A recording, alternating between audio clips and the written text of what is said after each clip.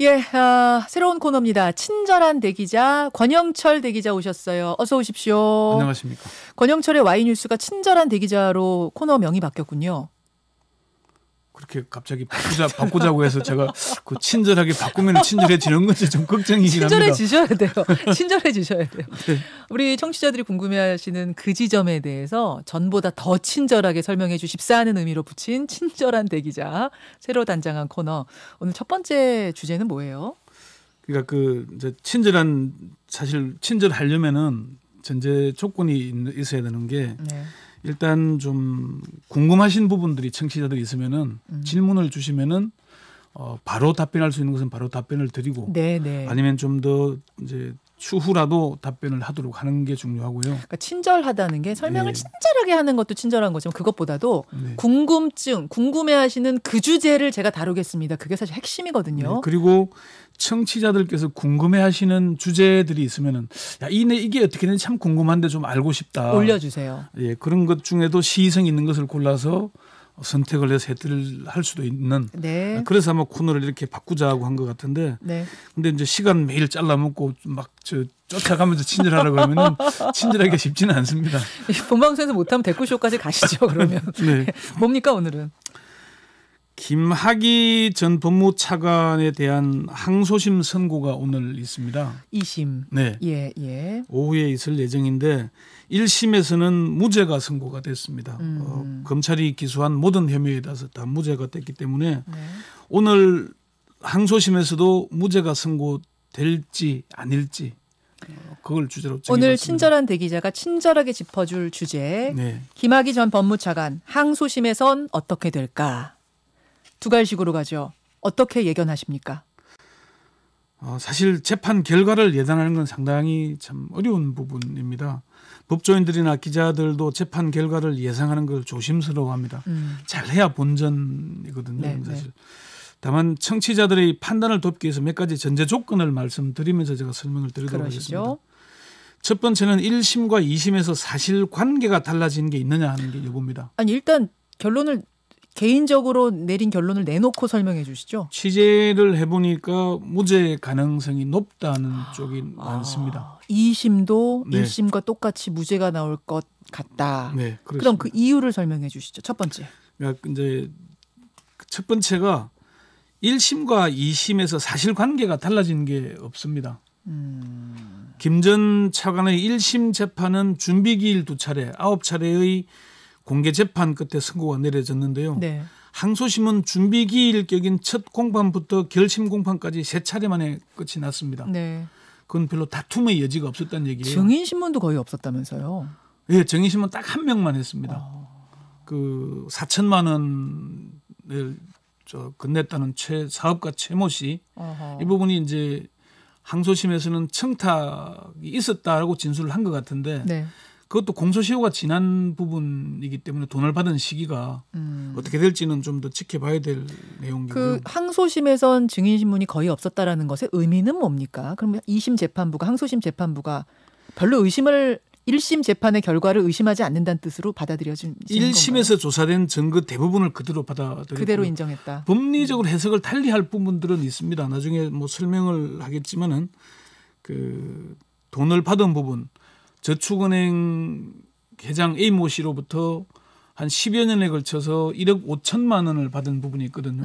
그 부분이 9,500만 원은 공소시효가 지나서 면소고 네. 5,600만 원은 대가관계가 입증이 되지 않는다. 직무 관련성 대가관계가 입증이 되지 않는다 그랬는데 500만 원만 추가되면 공소시효가 살아남아요. 그걸 이제 어떻게 판단하느냐의 차이는 있을 수 있는데 일단 그 판사 출신 변호사들에게 물어보니까 특별한 사정 변경이 없다면 원심이 유지되는 게 일반적이다. 유죄가 선고될 가능성보다는 무죄가 선고될 가능성이 높다는 거고요. 네. 항소심 결심 공판에서 검찰은 1심과 같이 징역 12년에 벌금 7억, 추징금 3억 3천만 원을 구형한 상태고요. 그렇군요. 두 번째는 결심 공판에서 나온 피고인의 최후 진술과 검찰의 논고를 비교해 보는 겁니다. 네네. 김학의 전 법무차관이 1심 재판에서는 억울하다면서 대성 통곡해서 휴정이 된 적도 있었거든요. 그런데 항소심 최후 진술에서는 혐의와 관련해서는 한마디 언급도 없이 과거를 좀 되돌아보면서 용서를 구하는데 집중을 했습니다. 뭐 예를 들어 보자면은 이후 여하를 막론하고 불미스러운 일에 연루돼 이 자리에 선 것만으로도 정말 송구하고 죄송한 마음이다. 신라 같은 목숨 하나 부지하고 사는데 사는 게 아니다. 또 뭐 한없이 부끄럽고 또 부끄럽다 이런 얘기들을 했거든요. 검찰은 논고를 통해서 이 사건의 실체는 고위공직자의 금품 및 향응 수수 사건이며 피해자가 4명이 이런 점을 확인했다 이런 얘기를 했어요. 그러면서 피고인이 장기간 다액의 금품을 수수해온 사실이 명확히 확인됐음에도 1심은 안타깝게도 무죄 판결을 선고했다. 이 사건은 단순히 피고인에 대한 뇌물수수 유무죄를 가리는 차원을 넘어 그동안 사회적으로 문제됐던 다수의 전현직 검사들의 검사 스폰서 관계를 어떻게 평가하고 바라볼 것인지와 관련된 사건이기도 하다 이렇게 얘기했어요. 네. 이게 유죄가 확정적이다, 유죄가 분명하다 이런 강조를 한 게 아니고 예. 그런 설명을 한 걸 보면은 검찰의 논거가 뭔가 보면 좀 밀린다는 그런 느낌을 주는 부분이 있습니다. 세 번째는 이 사건이 처음 세상에 알려지기를 별장 성접대 동영상이었지 않습니까? 그걸로 떠들썩했던 거죠. 그렇죠. 한 남성이 김학의 차관으로 보이는 한 남성이 어떤 여성을 끌어안고 누드로 노래방 기기 앞에서 노래 부르는 모습. 그게 밝혀지면 드러나면서 우리가 깜짝 놀란 거 아닙니까? 뭐 누드는 상의는 착용하고 있었던 거 아닌가요? 예, 뭐 하여튼 누드로 보이는 그렇던 것 같은데 상당히 덜 입은. 예. 문제는 그 성범죄 관련 특수강간이 됐건 강간치상 혐의가 됐건 끝내 처벌하지 못하게 됐다는 부분입니다. 그렇죠. 예.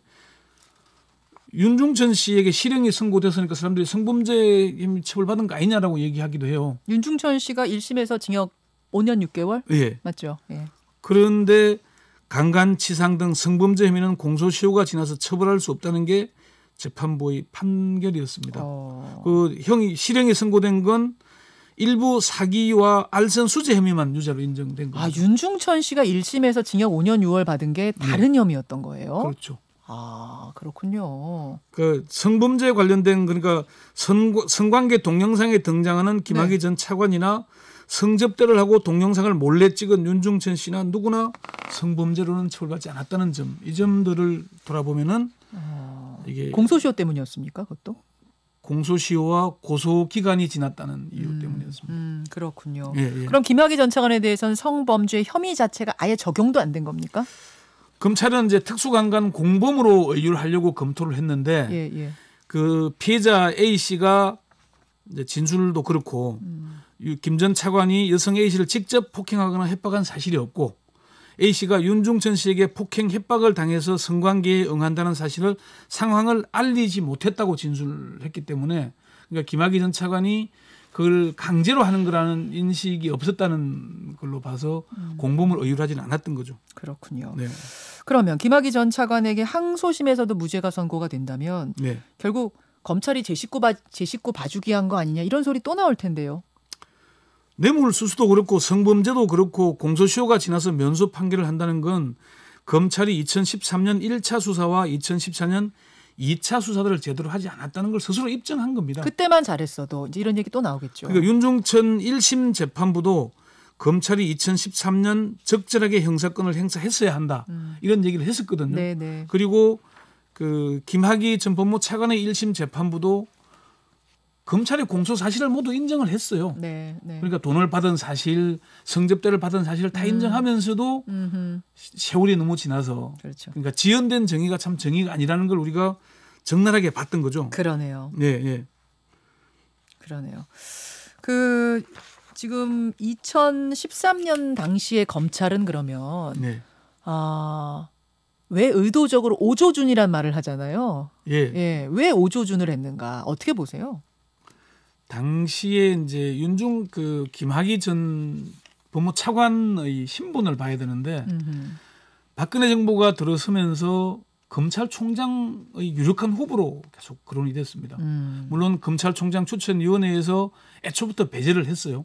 당시에 김진태 대검차장, 최동욱 서울고검장, 소병철 대구고검장 세 사람을 후보로 올렸거든요. 그러니까 김학의 전 차관이 사법연수원 14기인데 김진태, 최동욱 둘 다 검찰총장을 했죠. 동기고 소병철 후보는 한 기 후배예요. 그런데 통상 법무차관은 고검장급이거든요. 그러면은 이제 고검장급 인사할 때 법무차관 인사를 냈어요. 네. 고검장 중에서는 초임 고검장이 법무차관 가는 게 그동안의 통례였는데 박근혜 정부 들어서는 파격적으로 그냥 차관급 인사할 때 같이 발표를 합니다. 그러니까 법무차관이 검찰총장과 동기이거나 선배가 되게끔 만들어버린 거예요. 그만큼 실세로 불렸던 거죠. 그리고 검찰이 정치 권력, 새로 출범하는 권력의 눈치를 봤기 때문에 의도적으로. 그리고 제19 감사기라는 게 이게 검찰이 당시에 별장 성접대 동영상이라는 게 엄청난 사회적 파장을 일으켰는데 엄청났죠. 그게 사실로 드러날 경우에 검찰이 입을 이미지 타격이나 이게 얼마나 컸겠습니까? 그런 점들 때문에 의도적으로 오조선한 게 아닌가. 경찰이 당시에 특수 강간 혐의로만 그 기소 송치를 했거든요.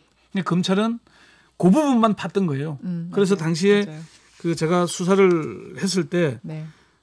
특수수사에 정통한 검찰 관계자들, 고위 관계자들이 1차 수사팀이나 2차 수사팀이 별장 동영상을 보는 순간 성폭력이 아니라 직무 관련성 수사로 갔어야 한다. 그렇지. 직무 관련성을 제대로 검토하지 않았고 압수수색도 하지 않았고 계사 추적도 안 했다. 그렇죠. 그것만 했더라면은 수사의 기본만 지켰더라면은 검찰이 그렇게 욕을 먹지는 않았을 거다. 그런 얘기를 했거든요. 그게 당시에 검찰의 당시에 그 수사 검사 주임 검사 뭐 부장 검사를 통화를 했었거든요. 그때 했을 때도 그 얘기를 하더라고요. 경찰이 특수 강간이라고 하니까 우리는 그 부분만 집중해서 봤다. 그렇지.